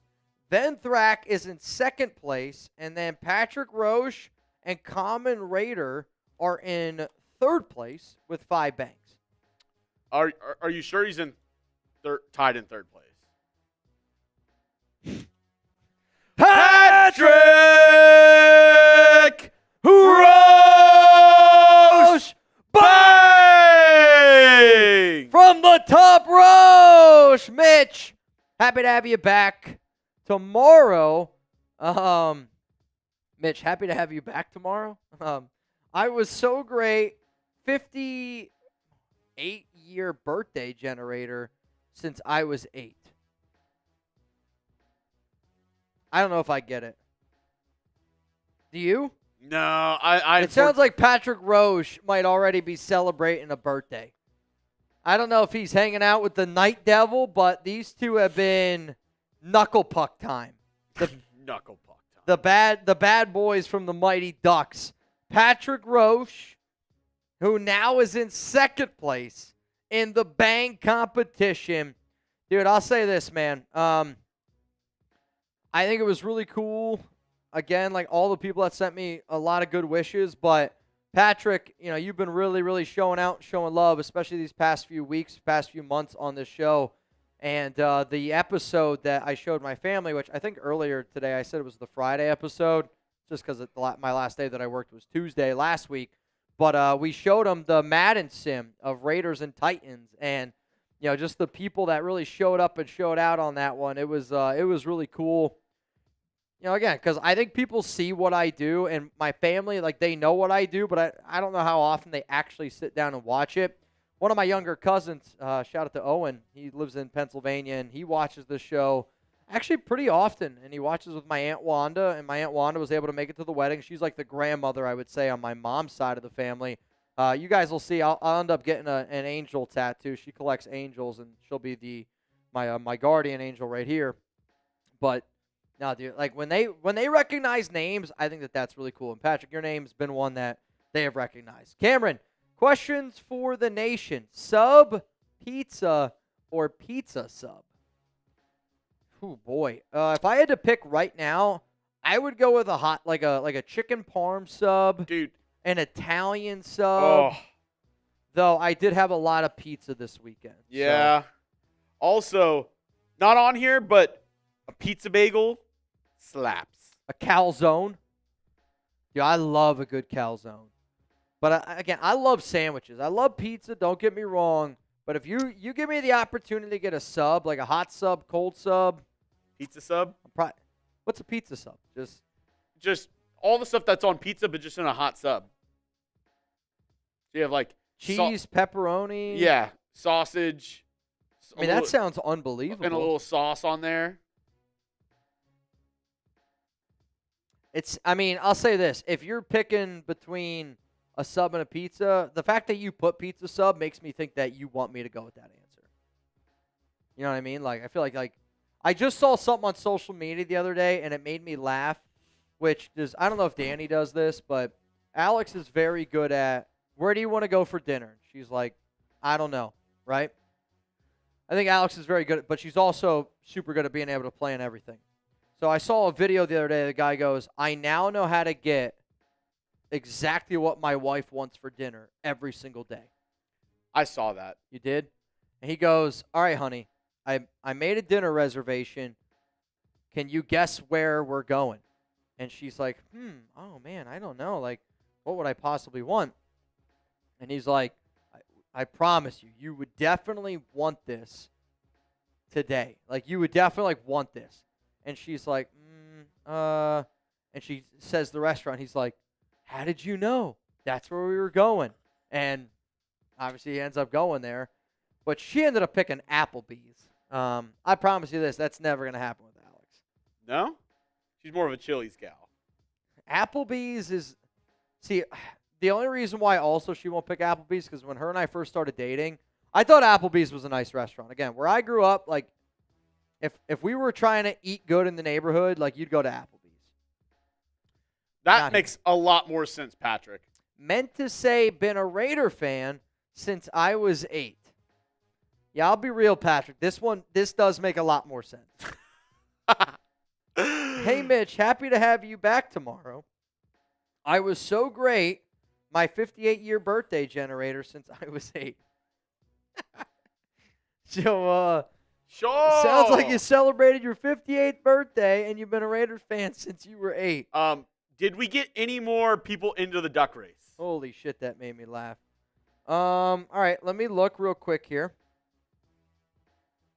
Looking. The answer to that question is yes, we did. We got a LCA. Okay. I can just put them in if you just say them out loud. Joey D. Avila, OC Raider, and then Nicholas Orozco. Is that the Orozco? The Orozco? All right. Now, you have a chance to win $105. A little bit more than that. It's $130. I'm so bad at math. Yep. Winner's going to go home with $130 here on today's show. All righty. Big money, big money, big money. You ready? I'm ready. 3, 2, 1. Let's run it. I'll tell you what, I haven't had a duck race in a while. My dad made a joke to me that said we should have done a family duck race. Like, imagine you get everybody, like the wedding duck race, right? You get everybody that goes to the wedding, do a duck race, and the winner gets a prize. But this might surprise you. There was so much other stuff going on. We didn't get a duck race. You didn't have time for a duck race on your wedding weekend? That's just hard to believe, quite frankly. That's so frustrating. Hard to believe, quite frankly. I'll tell you this. This Knight de Ville, he's Knight de Ville. Knight de Ville. Charles G looking like Luigi. Richard up there in the top. This is going to be interesting. Matt Fluhy's got these eyes on the prize. Richard Black, rocking black. It makes a lot of sense. The Dark Knight. OC. Richard Black in a landslide. Wow. Wasn't even close. Richard Black. Can you dig it, sucker? With the dub, man. Richard Black, you, sir, have raced 1, 2, 3, 4, 5, 6. 6 times. And for the first time, you're going to go home a winner. Richard, if you could please confirm with me that you just received 130 doll hairs, that would be great. 130 doll hairs. That would be great. Who you got? Alex just texted me, "Hi, husband." Dude, it's I'll tell you this, it was mind-blowing. Like, there's been a few times where I think actually one of the times that it really hit me was when I was getting like the car like for valet when we were leaving the hotel, and the guy's like, "Are you leaving this time?" And I go, "I just got to get everything from my wife." And I was like, "Holy shit, that's a crazy thing to say." My wife. How My many wife. How many times have you said that? My wife? At least 5. Oh, yeah. At least 5. Around Alex, none. Like, when I was, like, with my guys, though, because we did the pool party on Saturday, once the drinks got flowing. My wife. My wife. Yep, that definitely happened. Who y'all got? Oklahoma City Thunder, Indiana Pacers. We really haven't had an opportunity to sit down and really talk about this series. What, the next game's tomorrow? Is that correct?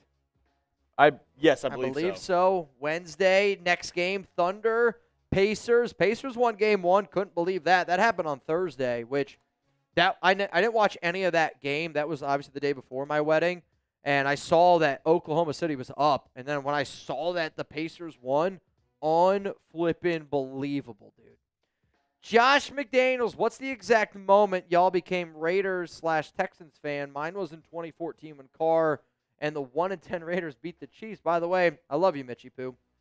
McDaniels, I can't say the same to you, but to whoever wrote this message, I appreciate you. I became a Raiders fan in 2019. And I became a Raiders fan when the first time I went to the BART, or the first time I went to Raiders game, rode in on the BART, came in through like the chain link fence, and just, honestly, dude, just seeing that whole environment, it was unbelievable. It was unlike anything I've ever seen before, and that's when I felt like I earned the right to call myself a Raiders fan. I even had a Raiders fan out in San Diego who I met, and him and his wife, they made me this like Raider fan since 2019 shirt. So thank you to I can't remember. If I saw him, I would no doubt if I saw him, I would no doubt be able to like. I have a different spin on this question for me, at least. I would say. Y'all both gave kind of happier memories. I feel like the moment I became a Texans fan was actually like whenever I had my first heartbreak with the team. And I feel like a lot of Raiders fans can kind of gravitate towards that because it's like it's easy to be a Queefs fan or a team like in the past 5 years whenever they're winning a ton and doing all this shit. It's super easy to be a fan then. Absolutely. But whenever your team's not winning, whenever your team's picking in the top 10, that's when you see who the real fans are. All right.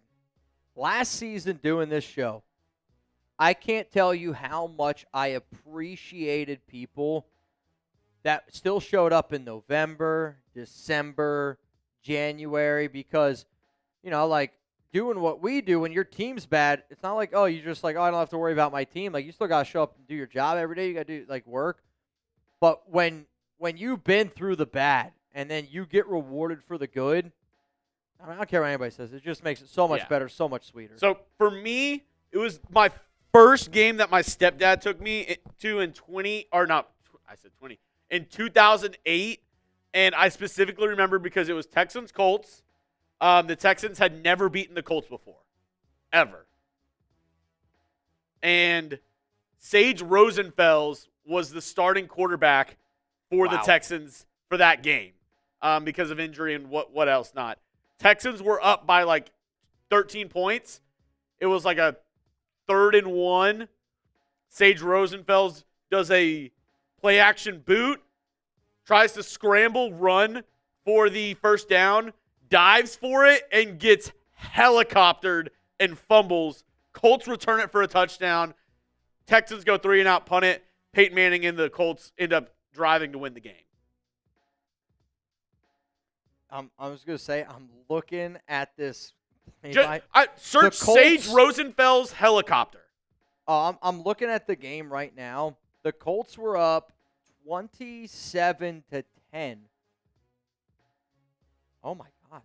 They were up 27-10 with 8 minutes and 18 seconds left in the fourth quarter. The Texans were. Yes. Yes. And Indianapolis, oh, my God, they had a 11-play, 81-yard drive to make it 27-17. Okay, yeah, so it was 10. And then they had a 1-play, 68-yard drive to make it 27-24. The play you're talking about, and then dude, that is heartbreaking. It was so bad, and I specifically remember that game because we got tickets right behind the Colts bench because my stepdad was actually a huge Peyton Manning fan, so he wore a Manning jersey and I wore an Andre Johnson Texans jersey, and I was heckling the shit out of Peyton Manning because they were down.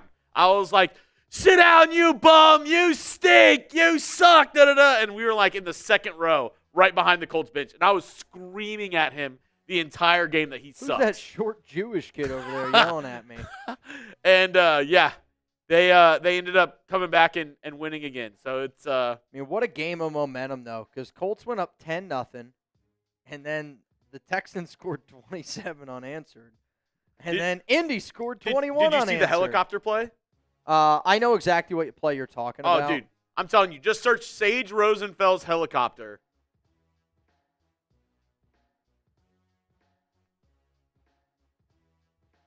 Wow.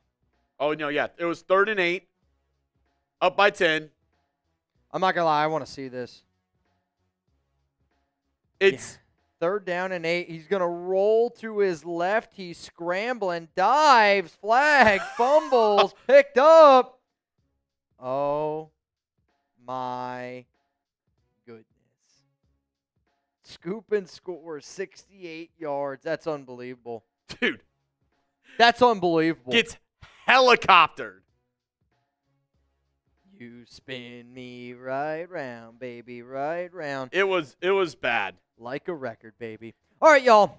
Appreciate all y'all tuning in. Did I ever get your prediction, OKC or Indiana? I'm going with Thunder still. I'm going to stick to my my guns, Pacers. Okay. Pacers in 6. I just want this series to go 7. That's all I care about. I just want it to go 7. But I'll tell you this, watching the Pacers has been fun. They're a fun team to root for right now. And they're playing good ball, man. They're playing really, really good ball. Yoda's going to go with the Pacers. I see an OKC from Lewis Dixon. Steven Stockgarten all the way from the Deutsch is also going to go with the Indiana Pacers, though. Matthew Lee going with the Thunder. Guess what? I am going home here soon. So I'm getting ready to hop on out of here. Reminder, the next time that I'm going to be live is going to be Thursday, 4 p.m. Eastern time, which also means the next time that we are going to be doing a live Madden simulation is going to be this Friday. So live Friday, Raiders, Chiefs. It's a banger. Raiders, Chiefs, FKCs, Enjoy the rest of your day. And again, thank you so much to everyone that wished me and my wife, Alex, a happy, happy wedding day. It was unbelievable. Appreciate everyone that, again, understood that I was trying to take some time away from work. My honeymoon is July 13th, so you have me until then. From me, from Jeremy Chuggs, I'll see you guys live Thursday, 4 p.m. Eastern Time, 1 p.m. Pacific. I'm out.